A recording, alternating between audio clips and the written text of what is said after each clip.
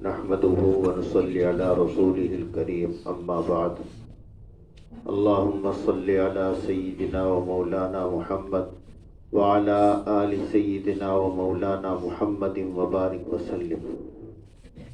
میرے محترم بھائیوں، دوستوں، بزرگوں، پچھلے درس میں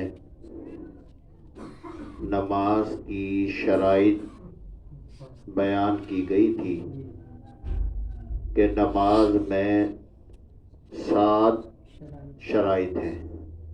آپ نماز پڑھنا چاہتے ہیں تو اس سے پہلے 7 کام آپ نے کرنے ہیں۔ نمبر 1 بدن کا پاک ہونا، نمبر 2 کپڑوں کا پاک ہونا، نمبر 3 جگہ کا پاک ہونا، نمبر 4 سطر کا چھپانا، نمبر 5 نماز کا وقت ہونا، نمبر 6 قبلہ رخ ہونا، اور نمبر 7 نماز کی نیت کرنا۔ یہ 7 شرائط ہیں نماز کی۔ جب یہ 7 شرطیں پوری ہو جائیں اب آپ نماز میں آئیں گے، نماز پر آ گئے۔ اب نماز کے اندر 6 فرض ہیں۔ نماز کے اندر کتنے فرض ہیں؟ فرض ہیں۔ ایک فرض بھی اگر آپ کا رہ گیا تو آپ کی نماز نہیں ہوگی۔ نماز کے 6 فرائض کیا ہیں؟ نمبر 1 پہلا فرض نماز میں تکبیر تحریمہ کہنا۔ کیا؟ تکبیر تحریمہ، یعنی پہلی تکبیر، اس کو تکبیر اولا بھی کہتے ہیں۔ پہلی تکبیر، تحریمہ حرام سے ہے۔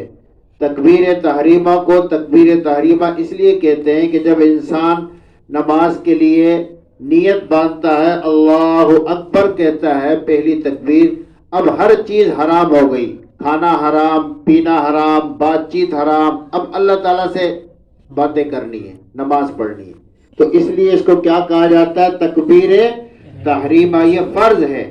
جب آپ نماز شروع کریں گے آپ نے اللہ اکبر زبان سے یہ کہنا ہے۔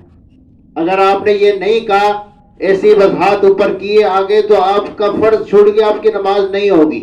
یہ فرض ہے۔ اور بس اوقات ایسا ہوتا ہے کہ جماعت کی نماز چل رہی ہے، امام صاحب رکوع میں گئے، آپ وضو کر کے جلدی جلدی بھاگتے ہوئے آئے اور رکوع میں پہنچ کے اللہ اکبر کر دی۔ اب یہ اللہ اکبر آپ نے نماز میں داخل ہونے والی اللہ اکبر کہی یا رکوع میں جانے کے لیے اللہ اکبر کہی؟ تو اس لیے تکبیر، پہلی جو تکبیر ہے یہ تسلی کے ساتھ کہنا چاہیے، اللہ اکبر۔ یہ فرض ہے، اس کو تکبیر تحریمہ کہا جاتا ہے۔ باقی جو تکبیرات ہیں، جیسے نماز رکوع میں جا رہے ہیں اللہ اکبر، یہ فرض نہیں ہے، یہ سنت ہے۔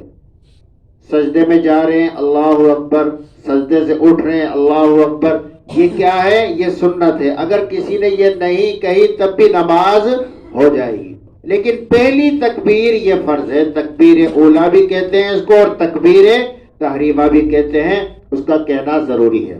نمبر 1 تکبیر تحریمہ پہلا فرض۔ دوسرا فرض قیام، کھڑے ہو کر نماز پڑھنا، یہ فرض ہے۔ اگر کوئی شخص معذور نہیں ہے اور وہ کھڑے بیٹھ کر نماز پڑھ رہا ہے، اس کی نماز نہیں ہوگی۔ نماز میں فرض ہے، اس کو کہا جاتا قیام، کھڑے ہو کے نماز پڑھنا۔ ہاں آپ نوافل پڑھ رہے ہیں، نوافل بیٹھ کر پڑھ سکتے ہیں، لیکن اس میں ثواب آدھا ملے گا۔ فرض اور واجب میں آپ کو کھڑے ہو کے نماز پڑھنی ہے۔ اب بعض لوگ تھوڑی سی تکلیف ہے، کرسی لے کر آئے، کرسی پر بیٹھ کر نماز پڑھ لی، حالانکہ وہ کھڑے ہو سکتے ہیں۔ اگر ایک شخص کھڑا ہو سکتا ہو، وہ بیٹھ کر نماز پڑھے گا، اس کی نماز نہیں ہوگی۔ قیام فرض ہے۔ آپ کرسی پر پڑھ رہے ہیں، آپ کھڑے ہو سکتے ہیں تو آپ پہلے کھڑے ہو جائیں، رکوع بھی کریں، رکوع کے بعد آپ سجدے میں جانا آپ کے لیے مشکل ہے، اب آپ کرسی پر بیٹھ کر پھر اشاروں سے سجدہ کر لیں، لیکن قیام تو آپ کریں، یہ فرض ہے۔ سمجھ گئے؟ پہلا فرض تکبیر تحریمہ، دوسرا فرض قیام، کھڑے ہو کے نماز پڑھنا، تیسرا فرض قرات کرنا، قرآن پاک کی تلاوت کرنا یہ بھی فرض ہے. کوئی شخص کچھ بھی تلاوت نہیں کرتا تو فرض ادا نہیں ہوا، نماز نہیں ہوگی. یہ جب آپ علیحدہ نماز پڑھ رہے ہیں، اگر امام کے ساتھ پڑھ رہے ہیں تو اس وقت آپ نے اللہ اکبر کہا اور اس کے بعد آپ خاموش ہو جائیں. امام صاحب تلاوت کر رہے ہیں، اب آپ کی ضرورت نہیں ہے. اس لیے جماعت کی نماز کا یہ بھی ایک فائدہ ہے. اگر کسی کو نماز نہیں آتی، جماعت کے ساتھ نماز پڑھ لے، صرف اللہ اکبر کہتا رہے، آپ کی نماز ہو جائے گی. یہ فائدہ ہے. نماز کو سیکھیں، جب تک نہیں آتی اس کو غنیمت جانے، امام صاحب کے ساتھ جماعت کے ساتھ آپ نماز پڑھ لیں، آپ کے لیے سہولت اور آسانی ہے. تو پہلا فرض تکبیر تحریمہ، دوسرا فرض قیام کھڑے ہو کے نماز پڑھنا، اور تیسرا فرض قرات کرنا، تلاوت کرنا. چوتھا فرض نماز میں رکوع کرنا، یہ فرض ہے. اگر کوئی شخص رکوع بھول گیا، تلاوت ختم ہوئی سیدھا سجدے میں چلا گیا تو رکوع چھوڑ گیا، فرض نہیں ہے، وہ ادا ہوا، نماز نہیں ہوگی. تو چوتھا فرض کیا ہوا؟ رکوع کرنا. اور پانچواں فرض دونوں سجدے کرنا، یہ بھی فرض ہے.